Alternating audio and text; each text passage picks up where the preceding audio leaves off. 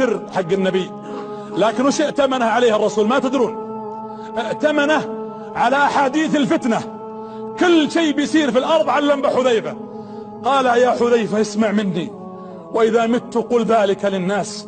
لذلك تجدون في البخاري وفي مسلم في كل كتب الحديث أغلب من يروي أحاديث الفتن هو حذيفة. قال فلما مات النبي عليه الصلاة والسلام وفي خلافة عمر جمعنا عمر وقال يا حذيفة حدثنا بما كان يستأمنك رسول الله عن الفتن في آخر الزمان.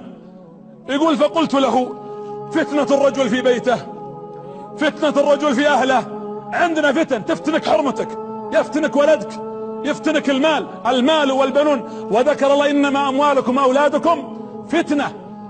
قال له عمر لا لا لا لا، ما عن هذا سألتك، فهذا يكفرها الصلاة وتكفرها الصدقة وتكفرها الصيام والطاعة، ما سألتك عن هذه، سألتك عن فتنة تموج في الناس ويحتار العاقل واللبيب. يقول عمر، يقول حذيفة فخفت أن أقول كلاما يؤذيه، قلت يا أمير المؤمنين ما شأنك وشأن الفتنة؟ يعني وش تبغى بالفتنة؟ أنت تموت قبلها. شلون تموت قبلها؟ يقول عمر رضي الله عنه فالتفت إليه قلت ماذا قلت؟ قلت يا أمير المؤمنين ما شأنك وشأن الفتنة؟ إن بينك وبينها بابا مسدودا. عمر وقف جالس في القصر، يعني في بيت الخلافة أقصد، فوقف قال مسدودا، ثم جلس يبكي. الصحابة ما يفهمون ايش الباب، لا ما فهموا. قال بابا مسدودا. قال اسألك بالله يا حذيفة أيفتح الباب أم يكسر الباب؟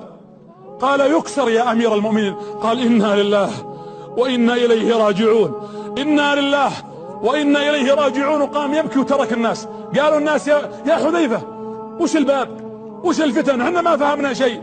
قال إن الباب هو عمر رضي الله عنه، يكسر يعني يقتل، وإذا قتل عمر جاءت الفتنة على الأمة. يعني كأن حذيفة يقول تأتيكم الفتنة مثل السيل وتدخل عليكم من بعد مقتل عمر. وصدق رضي الله عنه، بل صدق الصادق المصدوق عليه الصلاة.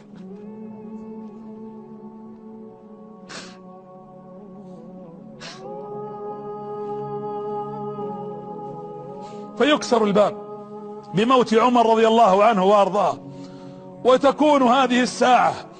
ولذلك أنت حامي يا عمر، في حياتك كنت تحمي الأمة من الفتن. أسألكم بالله من منا يستطيع يكون باب يحمي الفتنة عن نفسه، عن جوالك، عن بنتك؟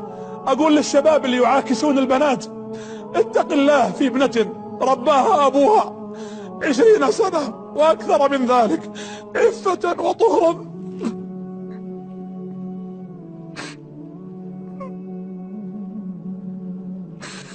ثم تكسر باب فتنة على هذه المسكينة وعلى هذا البيت بنزعة شيطانية.